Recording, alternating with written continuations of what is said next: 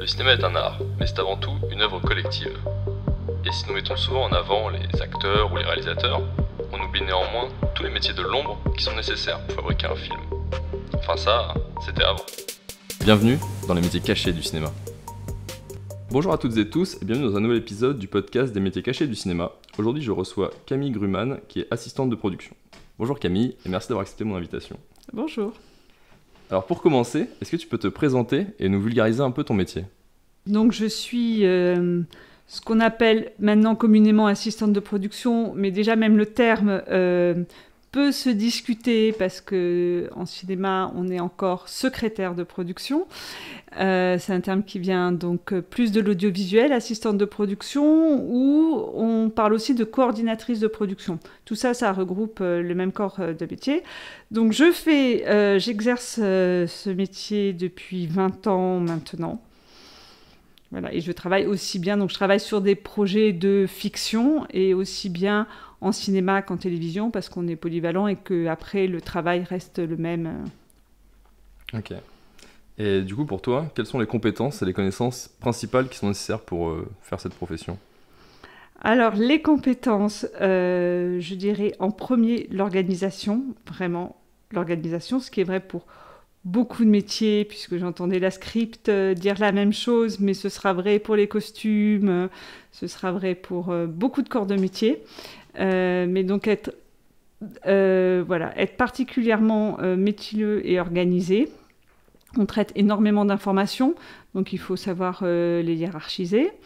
Donc ça, pour moi, c'est la compétence principale. Après, des compétences annexes, de nos jours, je pense parler anglais, puisqu'il y a de plus en plus de coproductions internationales ou de projets qui se font en anglais, surtout avec les plateformes. Donc ça, c'est dans les compétences annexes. Après, on traite beaucoup d'humains, donc de la patience, de la psychologie, de la patience, savoir travailler en équipe. Parce que je pense que c'est là où c'est le plus difficile et où souvent le bas blesse le plus facilement. C'est compliqué, c'est un métier, ce sont des métiers où les gens sont extrêmement passionnés, ils ne sont pas là par hasard. Donc tout le monde met beaucoup de cœur à ce qu'il fait, et du coup ça peut, au-delà des histoires d'ego, il y a aussi des histoires de passion, et donc ça peut vite être électrique, donc il faut savoir dédramatiser les situations, et en plus comme on va dire que l'ambiance, souvent sur un plateau, il y a quand même du stress parce que ça coûte cher, parce que on fait toujours au plus économique, donc on essaie de resserrer les journées. Donc tout le monde il faut être très efficace et tout est un peu dans le speed. Donc ça peut amener des situations où les gens sont un peu stressés. Ils veulent bien faire en n'ayant pas forcément le temps. Il y a des exceptions à ça, mais on va dire que généralement, on est quand même un peu dans ces cas de figure. Donc du coup, ça peut amener parfois des relations un peu électriques. Il faut savoir rappeler qu'on travaille tous pour le même film et qu'on travaille ensemble. Ok. Du coup, tu as parlé de passionné. Oui.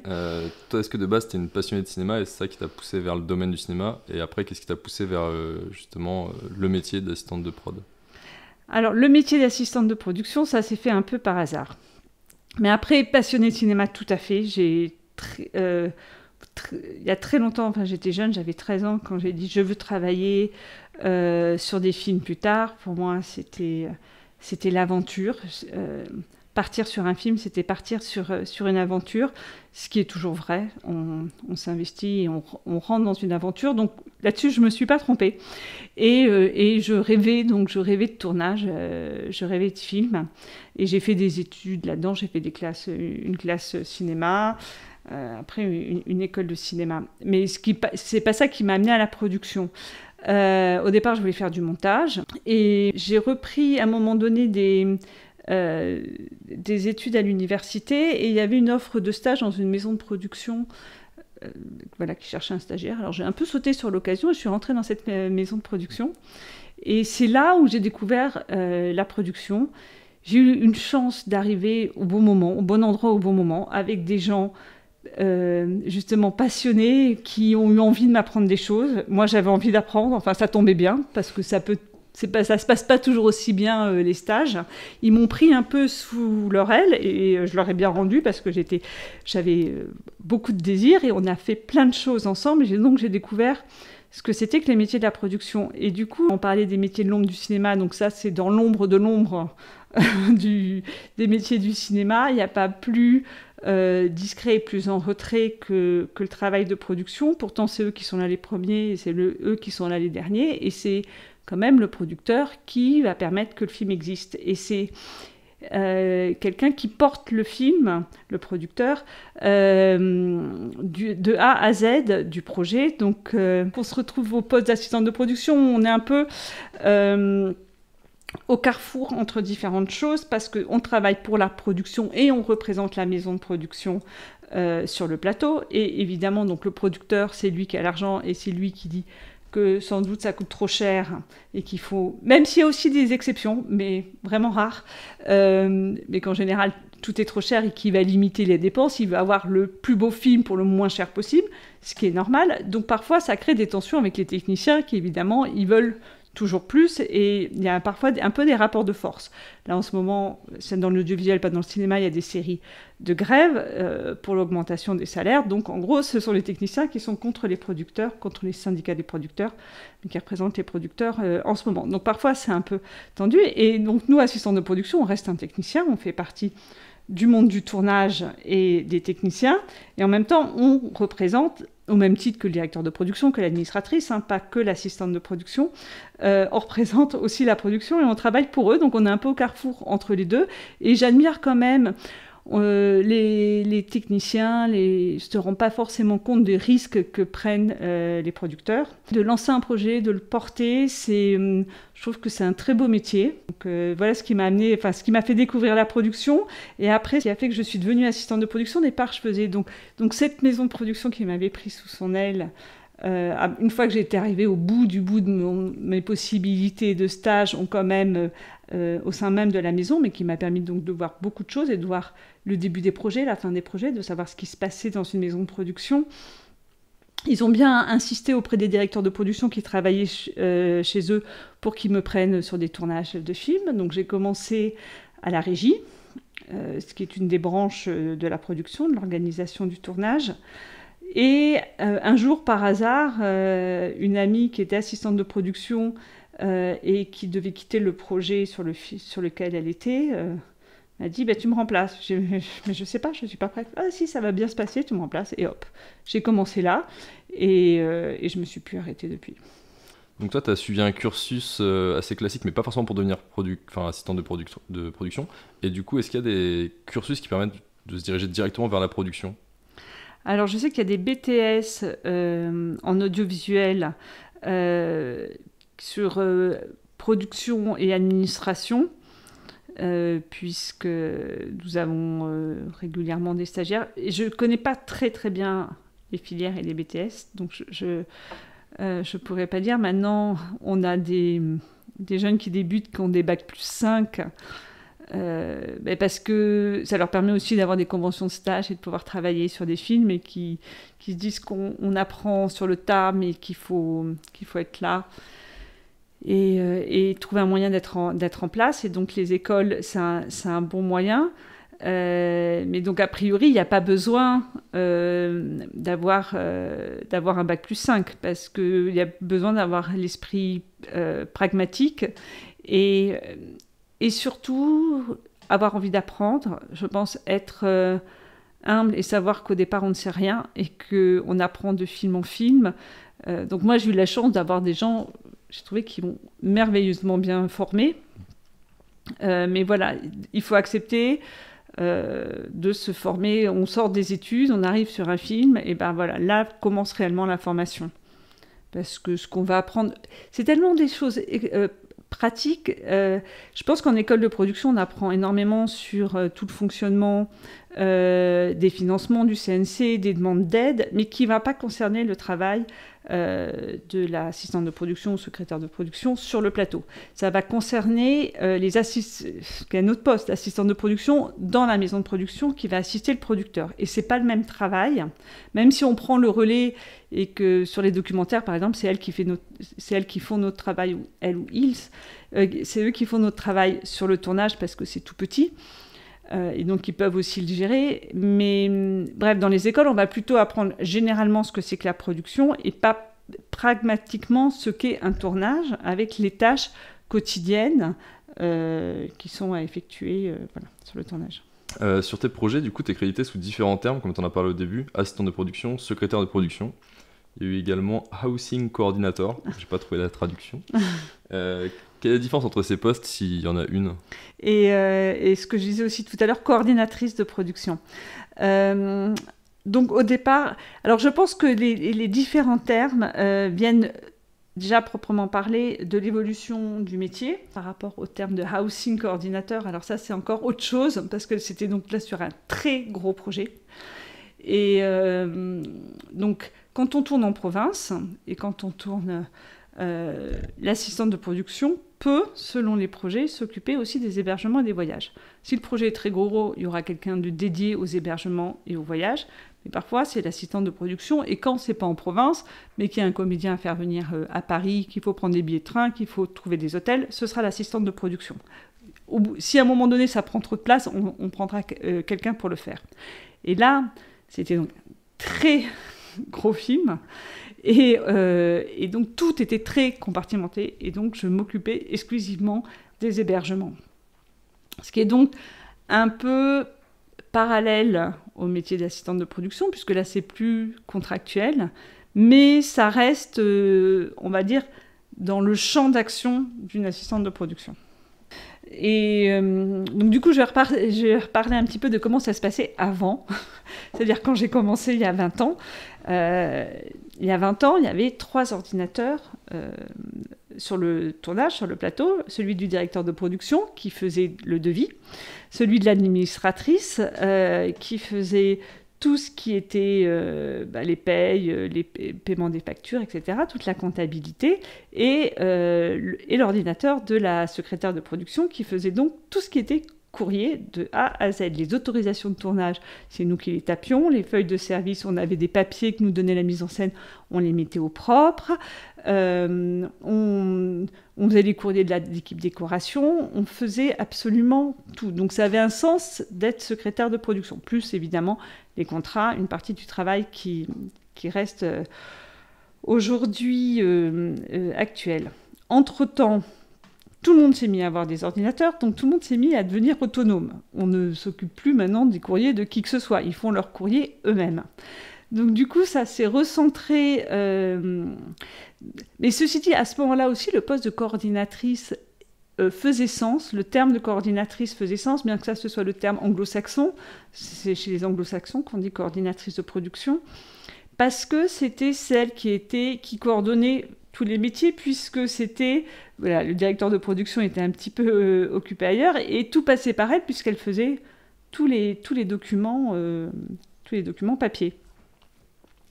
Et donc à un moment donné, il fallait de toute façon tout ce qui était légal, etc. Enfin, il fallait toujours à un moment donné où l'autre passait par elle et elle coordonnait les choses. C'était aussi le contact. Ça l'est moins aujourd'hui, mais c'était vraiment vrai à cette époque-là. Le contact entre le plateau et l'extérieur, ça passait forcément par elle. Les gens n'avaient pas... Moi, j'ai commencé à travailler avec les premiers téléphones portables, mais il n'y en avait pas beaucoup, ça ne marchait pas, on n'était pas à la 4G, 5G maintenant.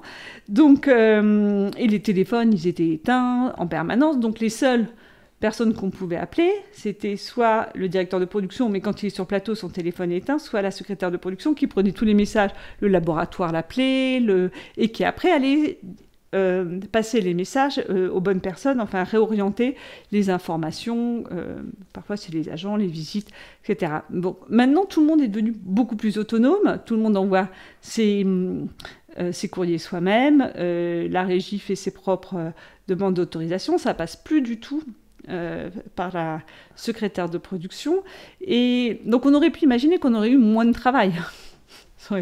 puisque on s'occupait plus de ça. Mais alors, c'est pas du tout ce qui s'est passé.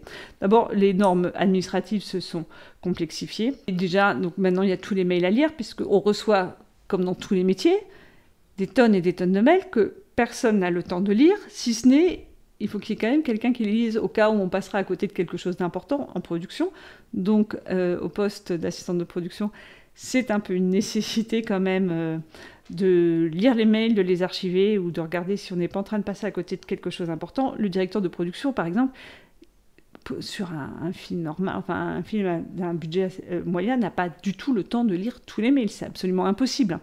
On est en copie de tout le temps. Il y a plein d'informations qui circulent dans tous les sens. Donc c'est bien justement de les lire et de lui dire attention, là il y a telle chose, ce mail-là, il faut le lire, de sortir ceux qui sont importants les uns des autres. Donc on est moins dans de l'exécution formelle et on est plus en soutien au directeur de production. Même sur d'autres tâches, sur les contrats se sont complexifiés.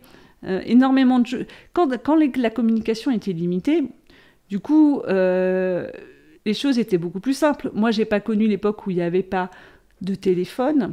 Les gens, pour se donner rendez-vous, ils disaient bon, bah, rendez-vous tel jour à telle heure, et puis après, on changeait pas puisqu'on n'avait pas moyen de se joindre. Là, maintenant, on a tous ces téléphones portables, donc on passe à... Déjà que le cinéma, on adore changer les choses, mais alors encore plus. Là, on a les moyens de changer des choses. Il y a des groupes WhatsApp maintenant. On change les horaires de tournage alors que la feuille de service est sortie, que tout est fait, sans problème, en envoyant au groupe WhatsApp, bon, bah, circuler d'une heure demain, ça a avancé d'une heure, ça permet de tout changer en permanence. Donc, il faut un peu centraliser ça et venir en soutien au directeur de production qui, du coup, a aussi une charge. Voilà, les choses s'étant complexifiées, bah, ça fait des charges supplémentaires. Voilà, en fait, donc je pense que c'est ça qui explique les différents termes. Donc, secrétaire de production, ça reste encore le terme tel qu'il est écrit dans la convention collective, dans le cinéma. Mais donc, du coup, quand tu dis assistant de production, tu es en soutien du producteur. C'est-à-dire que concrètement, c'est quoi tes missions, tu vois, un peu au quotidien ? Alors, je ne suis pas en soutien du producteur, je suis en soutien du directeur de production. Ouais, alors, déjà, peut-être qu'il faut que j'explique un peu l'équipe de production, comment c'est coordonné, comment... Donc, ça se passe quand le producteur décide de mettre... Enfin, que le tournage va se dérouler, de mettre en production le film, bien que le film est déjà en production. Bon, voilà, de lancer le tournage, il va engager un directeur de production, qui est celui qui donc fait un peu comme un maître d'œuvre sur une maison, qui va faire le devis du film, et il va mettre en place les moyens techniques et humains pour que le film se fasse. Et donc dans cette mission de mettre en place et de faire que le tournage se passe, il va être aidé donc, de l'administratrice qui va s'occuper de tout ce qui est le budget du film, de toute la comptabilité du film, c'est elle qui fait les salaires des gens. On est payé à la semaine, donc ça fait beaucoup de travail. Donc toutes les semaines, il faut faire les fiches de paye de tout le monde, de payer toutes les factures, de rentrer la comptabilité et de dire au directeur de production, il compare en permanence le devis, ce qu'on a dépensé par rapport au devis, ça s'appelle une situation. Bon, une administratrice en parlerait mieux, je ne vais pas empiéter sur le travail des autres. Et donc de suivre le budget. Et ça, c'est les deux personnes, le directeur de production et l'administratrice, avec qui l'assistante de production travaille le plus. On est en permanence en lien avec l'administratrice parce que, par exemple, quand un technicien est engagé, ce qui va se passer, c'est que le directeur de production va l'appeler en disant voilà, tel film, les dates, les conditions tarifaires, est-ce que vous voulez faire le film ? Ils se mettent d'accord. Le technicien dit, je sais pas, on va prendre l'exemple d'un chef électricien, dit bon, d'accord, j'y vais. Derrière, moi, je vais appeler le chef électricien pour lui demander tous les renseignements administratifs, sa carte d'identité, ses permis, ses différents permis pour travailler, permis électrique. Enfin, il y a différentes choses qu'on peut exiger selon les situations, c'est variable. Et je vais prendre aussi tous ces renseignements pour qu'on puisse le déclarer. Et là-dessus, on va faire une déclaration à l'URSSAF. Et donc, une fois que j'ai fait cette partie-là, que j'ai tous les renseignements, que j'ai son RIB, que j'ai plein de choses, je transmets tout à l'administratrice, qui, elle, après, s'occupera des payes. Et donc ça, c'est vrai, là, pour un exemple d'un technicien. Après, moi, je ferai les contrats, mais qui devront être conformes avec les payes. Donc, on travaille tout le temps ensemble. Avec l'administratrice, on est vraiment collés. Nous sommes collés ensemble. Et ensuite, il y a le régisseur général qui est très important, ou régisseur général, et donc qui, lui, est responsable de toute la logistique. Il fait aussi partie de l'équipe production. Bon, on est moins main dans la main qu'avec l'administrateur ou le directeur de production, mais c'est quand même, c'est cette équipe de production-là. Donc, le régisseur, il va s'occuper de la mise en place quotidienne, de la logistique du tournage.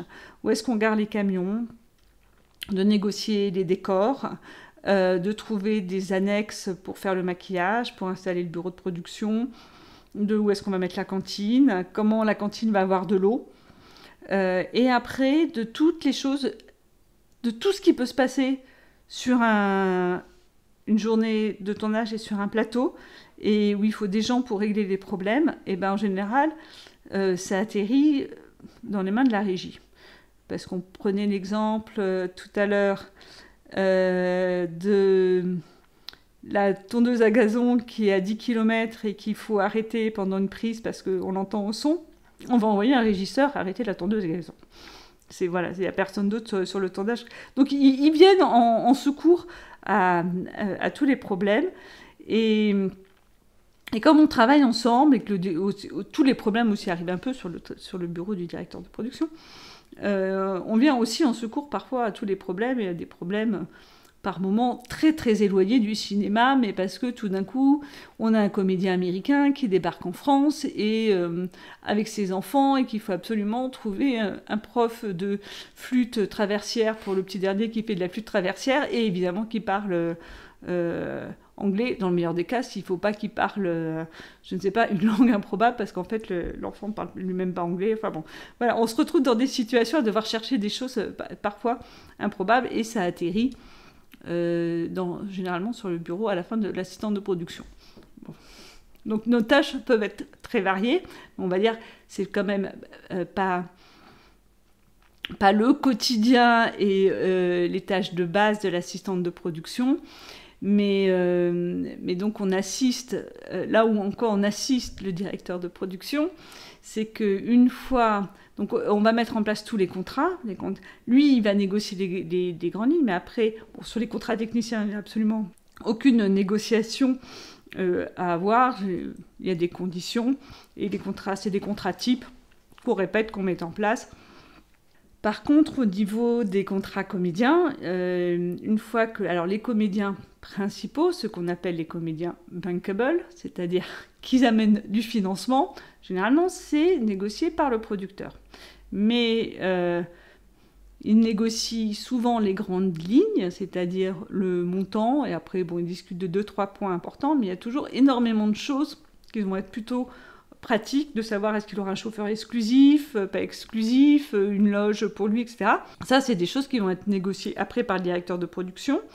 Alors pour les rôles importants, ce sera négocié par le directeur de production.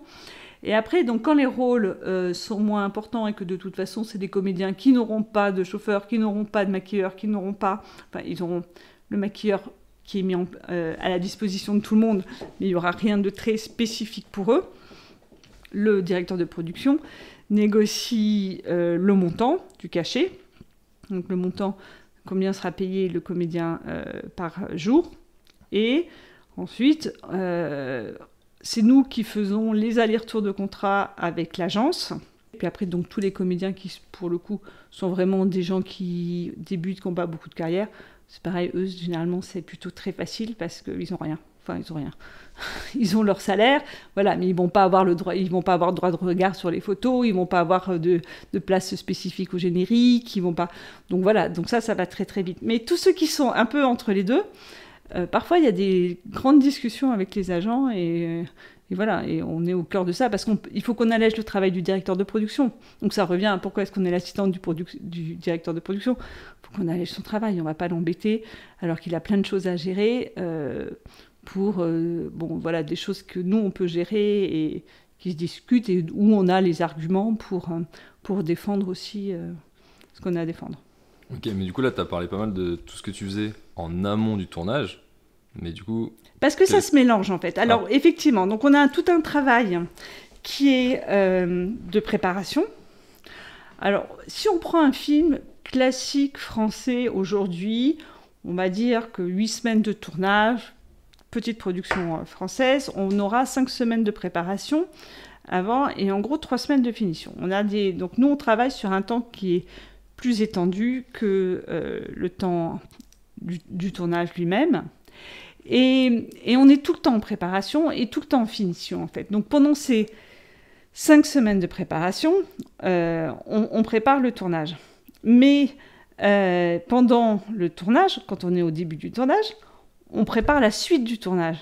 On est tout le temps en train... les contrats comédiens, généralement, les repérages maintenant, c'est quelque chose qui devient compliqué. Donc on met du temps, on tarde à avoir les décors du film. Donc tant qu'on n'a pas les décors du film, on n'a pas de plan de travail qui va déterminer dans quel ordre et comment on va tourner les choses. Tant qu'on n'a pas de plan de travail, on ne sait pas quel jour on aura besoin de tel ou tel comédien, donc jusqu'à la dernière minute. Finalement, on change des jours, mais parfois 2 jours avant le tournage, on n'a pas de plan de travail, on a vraiment... Et donc on change, on est encore en train de changer les jours, et un comédien qu'on avait négocié et qui devait tourner, finalement il n'est plus libre. Alors il faut changer de comédien. Et donc on va faire par ordre du tournage, mais parfois, en plein milieu du tournage, on est encore en train de faire les contrats comédiens de ceux qui n'ont pas encore tourné. On est tout le temps en train de préparer la suite. Comme on est déjà en train de tout ce qui est déjà derrière nous, quand on est au milieu du tournage, on a déjà des journées derrière nous, d'être aussi dans des situations de finition, de rendu, terminé. Donc on est tout le temps sur ça en même temps. Donc il y a toute une partie du travail de préparation qui continue pendant le tournage. D'autant plus qu'une fois que le tournage a commencé, on a en plus le tournage qui se rajoute. Donc le travail du tournage qui va consister... on a le travail sur la feuille de service. Alors la feuille de service, donc c'est un document qui est mis en place par la mise en scène et complété par l'équipe de production, qui est un document très important qu'on envoie tous les soirs à l'ensemble de l'équipe pour dire ce que sera la journée du lendemain.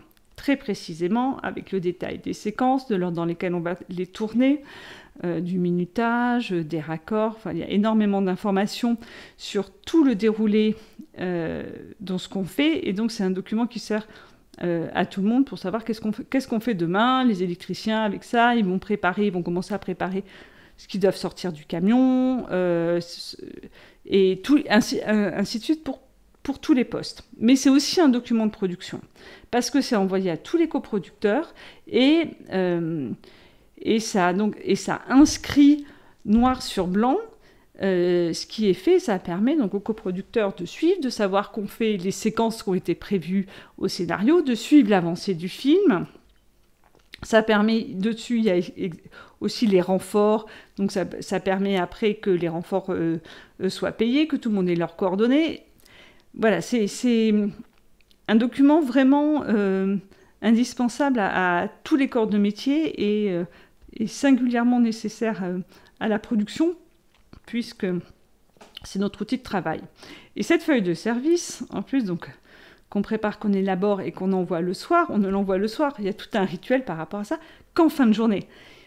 Quand la feuille de service est envoyée, ça veut dire que c'est la fin de journée. On n'envoie jamais la feuille de service avant que la journée soit terminée. Sauf si on tourne de nuit, pour des gens qui ne sont pas sur le plateau, on va pouvoir leur envoyer avant, en leur disant « Attention, elle n'est pas définitive », mais jusqu'à la dernière minute, on peut décider, si on dépasse trop, ou pour une autre raison, de changer les horaires. Ça peut se décider même à l'issue de la fin de la journée, de changer les horaires du lendemain. Donc avant, on n'envoie pas la feuille de service. Donc bon, ça c'est un rituel important. Et ensuite, il y a également les rapports de production, donc que nous transmet la script et qui est le pendant de la feuille de service, c'est-à-dire ce qui a été fait, où on reprend à peu près les mêmes informations que la feuille de service en les simplifiant. et en disant, ben voilà, par rapport à ce qu'on avait prévu tel jour, en fait, on a fait telle chose et telle chose. Et ça, c'est aussi envoyé à tous les producteurs et les coproducteurs qui peuvent suivre ainsi le bon déroulé du tournage, parce qu'eux, ils sont dans leur bureau, ils ne sont pas sur le plateau. Ça permet, c'est aussi des documents de liaison et qui vont être archivés et qui vont garantir que les choses ont été faites et comment elles ont été faites. Donc voilà, ça occupe donc une certaine partie de la journée. Et après, c'est vrai qu'on est beaucoup en préparation sur les journées suivantes. On continue à être en préparation.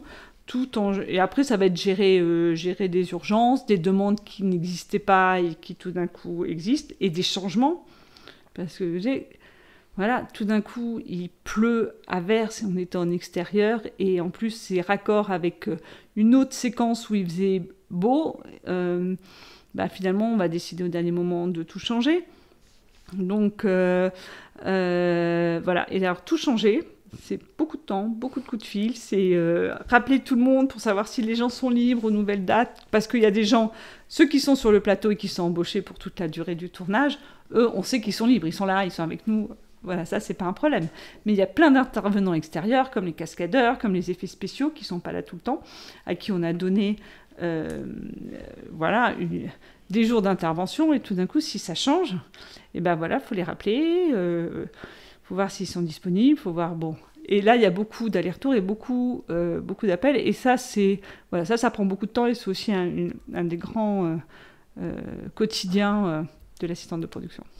Ok, donc là, du coup, on a la prépa, le tournage, et du coup, quand tu dis qu'il y a la finition aussi, 3 semaines à peu près. Alors, après le tournage. Alors donc, pendant les finitions, on va en fait rendre le dossier, parce que nous, on va s'arrêter.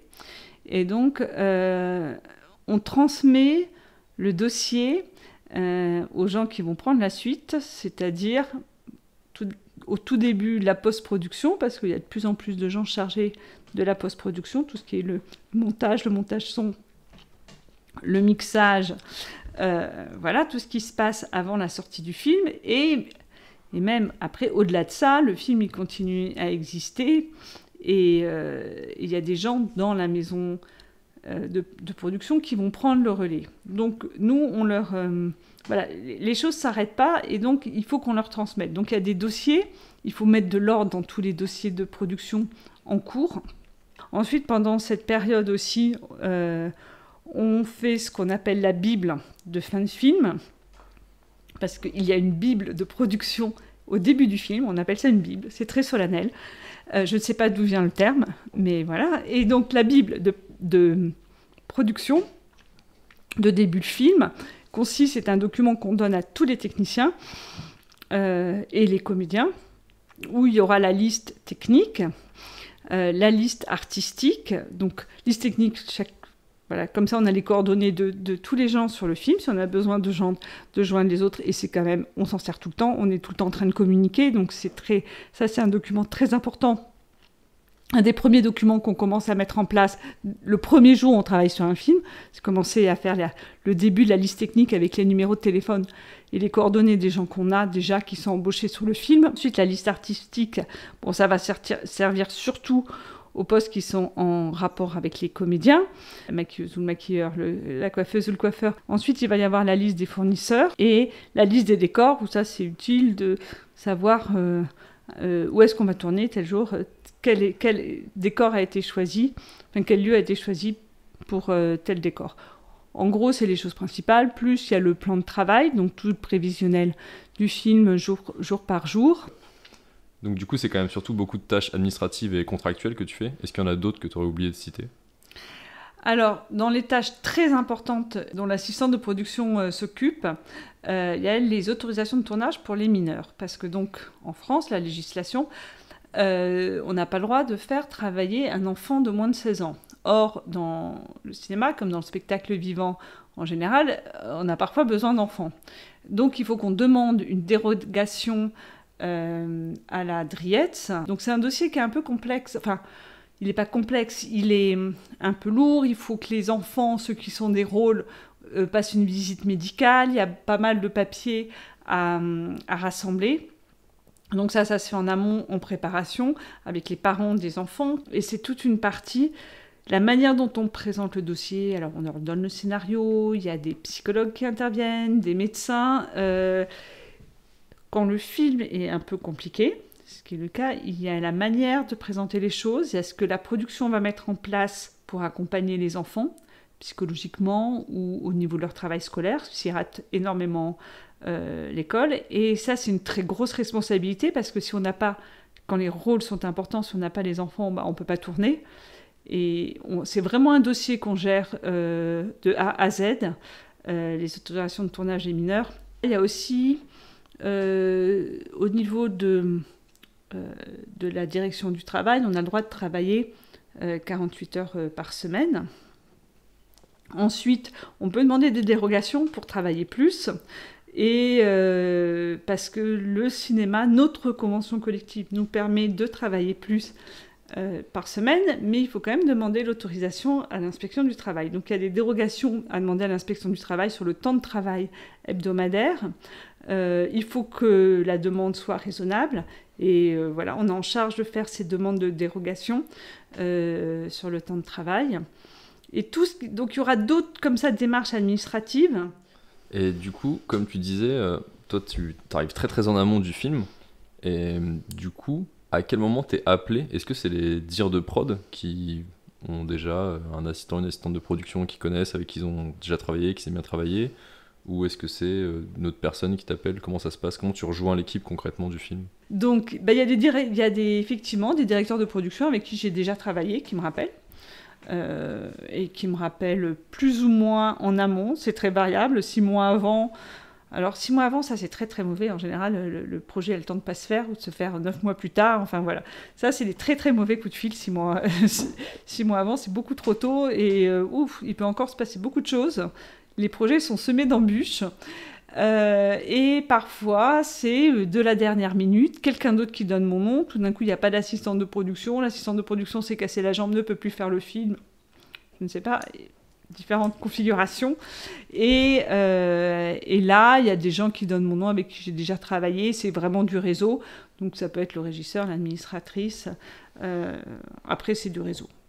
Ok, mais attends, quand tu dis que c'est trop tôt, 6 mois, etc., c'est-à-dire qu'en fait, toi, tu peux être appelé même avant que le projet soit financé, du coup? Oui, mais il y a des projets, on sait, qui vont être financés. Okay. Quand j'ai travaillé sur 30 jours max, il y avait eu avant les films... Donc c'est de la bande à Fifi, on sait que le projet va être financé, il n'y a pas beaucoup de doutes là-dessus. D'accord. Après, il y a quand est-ce que le tournage va commencer, ça. Mais voilà, selon les projets, il y a plus ou moins des doutes sur le financement. Ok, très bien. Et bah, du coup, justement, pour revenir un peu plus sur ta carrière précisément, tu as travaillé sur des projets au budget très divers, comme 30 jours max justement de Tarek Boudali, avec un budget estimé à plus de 12 millions d'euros, et à l'inverse, Divertimento de Marie Castille, mention char, qui a un budget de 3,5 millions. Comment est-ce que tu appréhendes des projets si différents, et du coup, comment ça se passe pour toi, au niveau peut-être même de l'équipe, etc. Après, chaque projet est vraiment différent. Donc, Divertimento, qui était un petit budget, mais il y avait beaucoup de comédiens.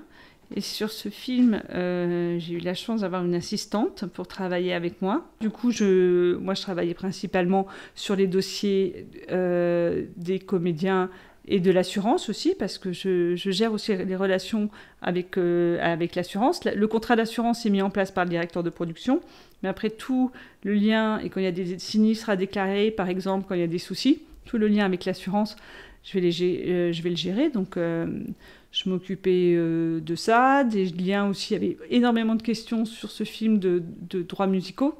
Donc, j'étais en contact. Alors, c'était géré par une société extérieure, et de droit à l'image aussi. Mais bon, je coordonnais ça, puisque moi, j'étais sur tournage, sur le plateau.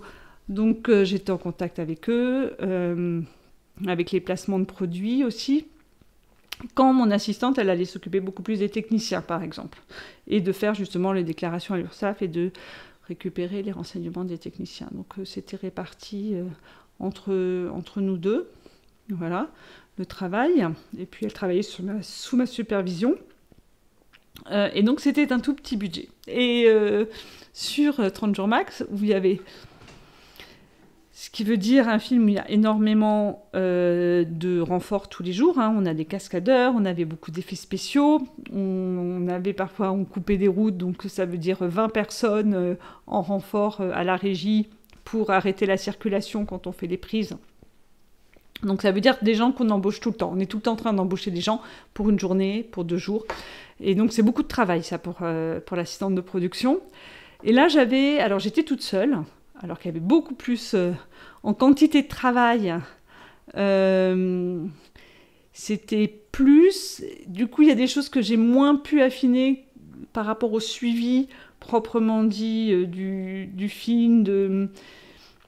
Voilà, tous les jours, il fallait vraiment que j'abatte une quantité de travail importante. Ça me permet moins d'approfondir, mais j'avais des outils qui font gagner beaucoup de temps. Donc c'est un peu ça qui m'a permis de faire face à la masse de travail.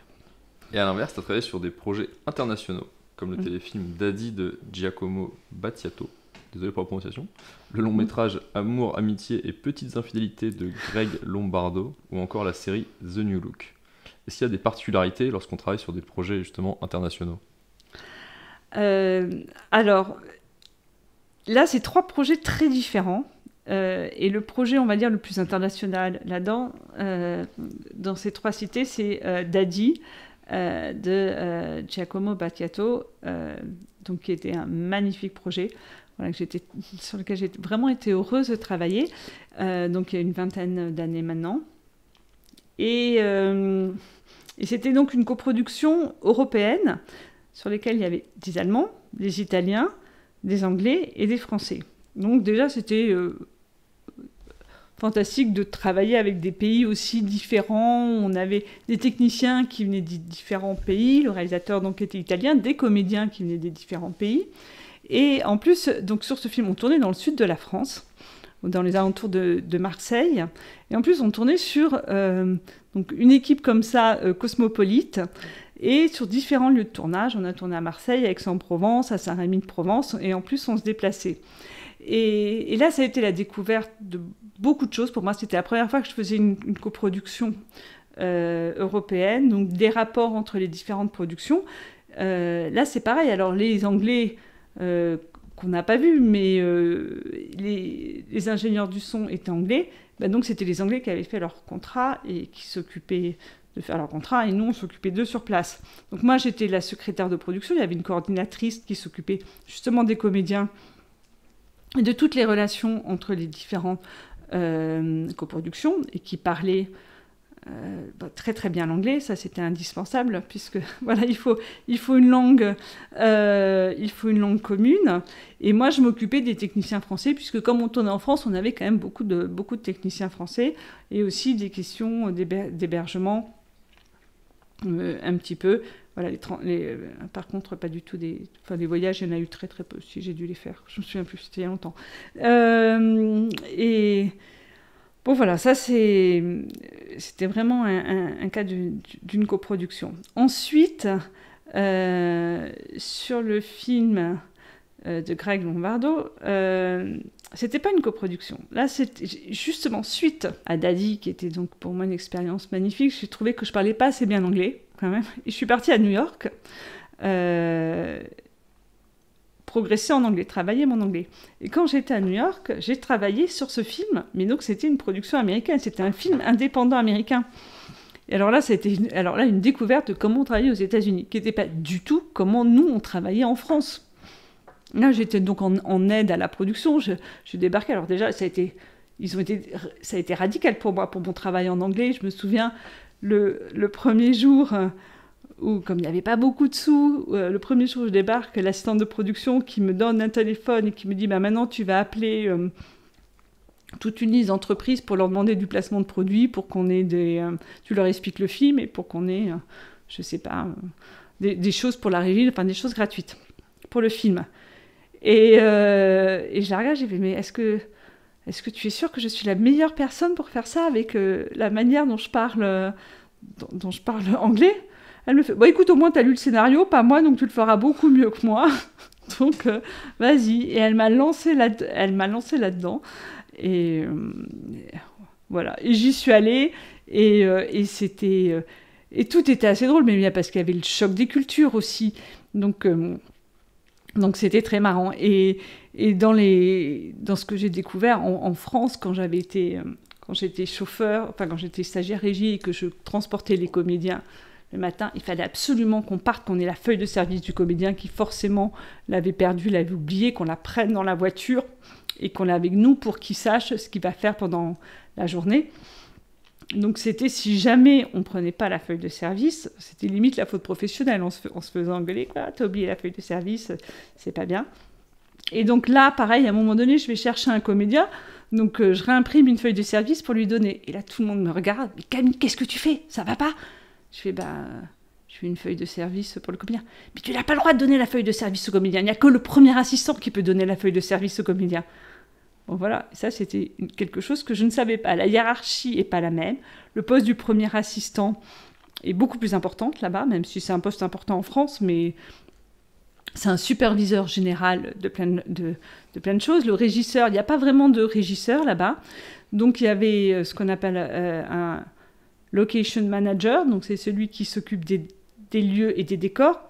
Et il va avoir quelques assistants, mais c'est pas lui qui va gérer tous ces gens justement pour l'histoire de tondeuse par exemple. Là, ce sera le premier assistant aux États-Unis qui aura plein d'assistants et qui va dire d'arrêter la tondeuse. Il gère. Donc voilà. Donc là, j'ai découvert comment ça se passait. Et en plus, un tournage indépendant à New York, c'était vraiment une expérience très drôle. Voilà. Et ensuite, et donc le dernier, c'était donc à Paris, là récemment, The New Look, pour une plateforme. Et donc là, c'était les Américains qui venaient à Paris. Après, j'en ai fait d'autres, hein, comme ça. Il y a As Above, So Below, Monte Carlo Story, où là, c'est des productions américaines qui viennent en France faire tourner en France. Bon, eux, ils peuvent pas employer des Français.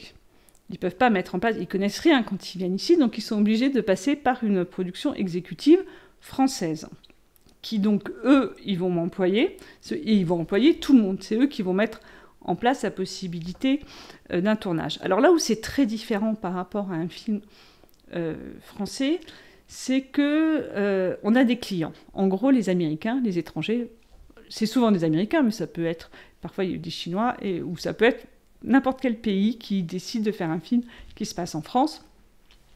Ce sont des clients et on doit les satisfaire. À partir du moment où on leur dit « voilà, ça va coûter tant », ils nous disent « ok, on est prêt à payer ça », il faut satisfaire leurs demandes et leurs désirs. Et donc dans le cas, là, la série, parfois c'est juste des bouts de films hein, qui se font en France. Et là, dans le cadre de la série, donc c'est l'ensemble de la série, puisque c'est une série qui parle de Christian Dior dans les années 40, jusqu'à sa première collection qui est The New Look en 47. Et donc, toute la série se faisait en France, donc c'était un an de travail, pas un an de tournage, je crois 7 ou 8 mois de tournage, donc un très long tournage. Et donc, c'était sur ce projet-là que j'étais housing coordinateur, et on était très nombreux pour faire le poste que donc je faisais toute seule sur 30 jours max, l'équivalent. Là, en tout, dans mon équipe, on était 3, et en gestion de contrat, ils étaient déjà 5, mais en administration, ils étaient, je sais pas, 14. Enfin, tout est multiplié, c'était 500 payes par semaine. C'était énorme. On connaissait pas tout le monde. Il y avait, je sais pas combien ils étaient à la décoration, en costume, film d'époque, donc il y avait déjà énormément de monde au costume. Tout est démultiplié. Voilà. C'est un métier qui demande énormément de résilience et d'être tout le temps dans... Voilà, de savoir rebondir en permanence. Il y a des changements tout le temps et c'est ça, d'être très souple. Voilà, au début, tu me demandais les qualités qu'il faut avoir dans ce métier. Voilà, aussi une des qualités, c'est la souplesse. On est tout le temps en train de faire, refaire, défaire et... Donc, ça fait partie du métier, on le sait, voilà. Quelle a été pour toi la chose la plus challengeante que tu as vécue sur un projet ? Alors, si je veux revenir sur le projet sur Daddy, qui était donc une coproduction internationale. Alors ça, c'est la partie passionnante, je vais pas dire challengeante. Mais donc, le film était itinérant. On tournait à Marseille, même si c'est pas très loin, à Aix-en-Provence, à Saint-Rémy-de-Provence. C'était quand même suffisamment loin pour que on soit pas toujours tout le temps au même endroit. Et donc, il y avait des déménagements d'équipes. Alors, déménager une équipe de tournage, ça se fait quand il y a une partie du film qui est en province. C'est toujours, déménager. Là, il y avait 250 personnes à déménager sur The New Look. C'est un événement quand même. Hein. Pour que tout le monde arrive, il y a toujours quelqu'un qui va rater son train, mais que tout le monde arrive, soit au bon endroit, c'est toujours un peu compliqué. Et donc là, on déménageait plusieurs fois. Déjà, donc faut perdre personne, surtout quand c'est des Allemands et on leur a loué des voitures et à l'époque il n'y a pas de GPS, donc il faut arriver à récupérer tout le monde, que tout le monde parte en temps et en heure, surtout avec des Allemands qui ont fait la fête la veille, qui ont bu un petit peu trop de bière et voilà, qui oublient de partir. Enfin bon, ça se fait souvent les week-ends, les déménagements. Donc on fait un peu voiture-balai et là, comme on déménageait plusieurs fois, il y avait en amont une équipe, l'équipe décoration, l'équipe aussi film d'époque. Donc il y avait l'équipe figuration et costumes qui allait sur le prochain lieu de tournage pour mettre en place donc, les décors ou faire les essayages des costumes, trouver des figurants et faire les essayages costumes. Et ceux qui étaient sur le décor d'avant, pour remettre en place l'équipe décoration qui remettait en état ce qu'on avait fait. Et donc, il fallait gérer en même temps 3 lieux, voire 4, parce qu'il y a des moments où on était tous partis, mais il y a quand même une petite partie de la production ou la décoration qui était restée à Marseille, alors que d'autres étaient à Aix. Enfin, il y avait des gens partout. Il fallait gérer un peu tout ce monde un peu éclaté et partout. Et donc, c'était sportif. Et en plus, à un moment, il n'y avait pas Internet, du coup C'était les tout débuts d'Internet avec AOL. Oh là là, on prenait 3 heures pour prendre un billet de train. Et pourtant, ça a été un tournage magnifique, mais magnifique à faire. Et alors que sur le papier, la préparation a été difficile. On travaillait de 7h du matin à minuit tous les jours. C'était vraiment compliqué. Et une fois que c'est parti, c'était tellement extraordinaire. Tous ces gens de toutes ces nationalités. Et surtout, il y avait un réalisateur qui était quelqu'un d'absolument merveilleux. Donc je pense qu'il a énormément fédéré l'équipe. Et c'était un tournage presque paradisiaque. Hein. Ça a changé la vie de beaucoup. Donc moi, j'ai décidé de partir à New York, mais il y a des Allemands qui sont restés s'installer à Marseille. Ça a changé. Voilà, il y a des tournages qui sont un peu plus que des tournages et qui ont changé un peu la vie de beaucoup de gens qui étaient dessus. Ok, bah du coup, ça répond un peu à ma deuxième question, j'ai l'impression, qui était quel est le ou les meilleurs moments que tu as vécu grâce à ce travail. Du coup, bah, il y a celui-là déjà. Alors celui-là, c'est un très très beau souvenir. Donc à chaque fois, les très beaux moments, ça va être des moments humains, c'est ça qui revient quand même.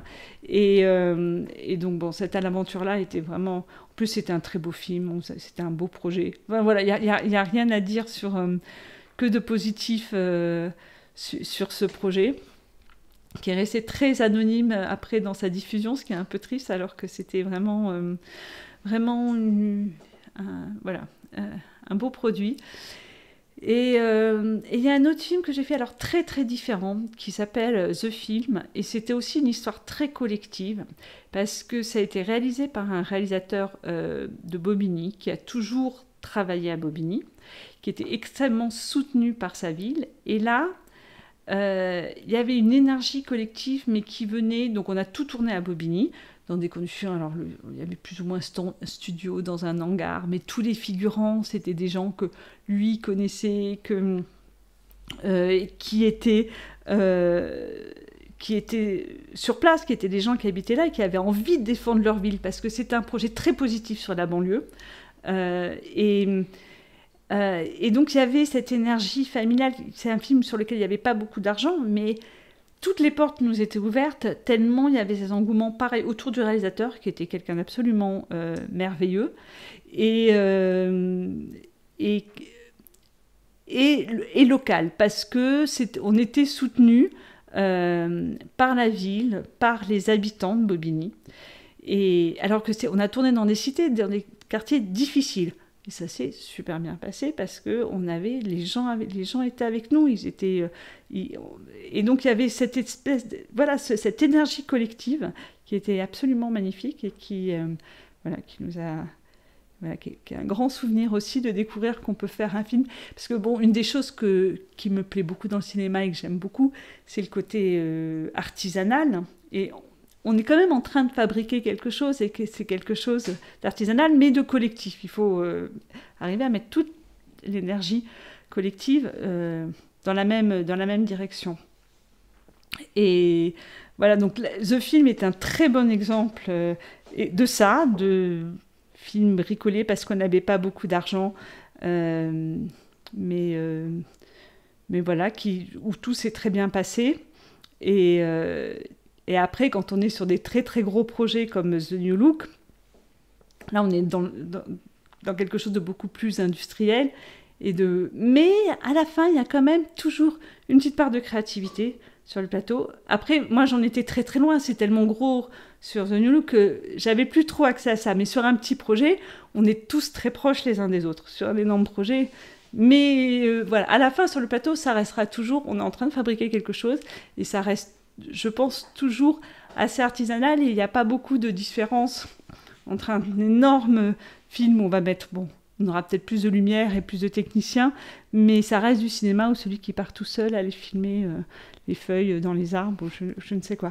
Ça reste le même amour pour le cinéma, pour l'image, pour la manière dont on regarde le monde, dans ce qu'on a envie de dire, et voilà, on retrouve ça, et c'est une des essences du cinéma qui fait que, que c'est un beau métier, une belle chose, et qu'on est heureux tous d'y participer, de donner notre énergie pour que les choses existent.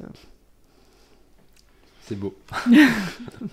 Est-ce que tu aurais des anecdotes, justement, peut-être de tournage? Donc, l'anecdote est une jolie anecdote où on tournait sur 3 amis de Michel Boujna, qui est pareil, une personne absolument d'une générosité, d'une attention aux gens, voilà, une très très belle personne. Et le tournage s'était donc merveilleusement bien passé. Quand il y a un réalisateur qui fédère, en général, les tournages se passent bien. Et dernier jour de tournage, c'était une toute petite journée de tournage. Et en gros, je sais pas, on devait faire 9h, 18h, 14h, on avait fini. Et il était tellement malheureux parce qu'il voulait pas que le tournage s'arrête. Alors il inventait des plans. Il continuait à inventer des plans qu'on n'avait pas besoin de filmer. Mais on était tous très contents d'être là. Et on a même fait, c'est la seule fois que j'ai fait ça sur un film. Je sais plus comment on appelle ça, un plan chapeau, je crois. On avait mis tous les postes de tous les techniciens sur des petits bouts de papier. Et on tirait au sort, et du coup on faisait un plan où en fait on faisait d'autres rôles. Alors le réalisateur devenait le régisseur, s'occupait de la table régie, quand l'ingénieur du son était maquilleuse, etc. On changeait tous de poste, et on faisait un poste comme ça, en prenant en plus une séquence du scénario. Donc c'était plutôt ça, c'était assez drôle. Et ce jour-là, on tournait à l'aéroport de Blagnac, et le régisseur avait demandé aux gens de l'aéroport, c'était très touchant. Je crois qu'il avait les larmes aux yeux, Michel Boujna. Donc à la fin de la journée, à un moment donné, il fallait bien s'arrêter. C'est plutôt une journée un peu récréation et jeu qu'une journée très sérieuse. Et ça a été annoncé au haut-parleur de l'aéroport. Voilà, c'était le dernier plan du dernier jour du film de Michel Boujna. Et voilà. Et à la fin, le dernier plan, on est tous sur le plateau et tout le monde applaudit. Là, il y a tout l'aéroport qui a applaudi, et c'était vraiment une jolie émotion, parce qu'en plus, voilà, ça avait été une belle histoire, ce tournage. Donc, ça finissait en beauté, à l'image du film. C'est beau, ok, très bien. Et du coup, dernière question, que tu connais déjà, tu t'es spoilé. Quel autre métier du cinéma penses-tu n'est pas assez mis en avant et qui pourrait faire l'objet d'un prochain épisode? Il y en a beaucoup. Il y a beaucoup de métiers dans la décoration qui sont très beaux et dont on ne parle pas beaucoup. Je pense aux accessoiristes meubles qui font des choses incroyables, comme tout d'un coup apparaître de l'eau chaude au milieu de nulle part. Et quand on ouvre le robinet, il y a quand même de l'eau chaude. C'est que du carton, c'est que du faux. Il y a quand même de l'eau chaude qui sort pour de vrai. Eh bien, merci beaucoup à toi, Camille. Merci. Merci beaucoup d'avoir écouté cet épisode des métiers cachés du cinéma. S'il vous a plu, n'hésitez pas à vous abonner, mettre une note et un avis sur votre plateforme d'écoute préférée, et je vous donne rendez-vous prochainement pour un nouvel épisode.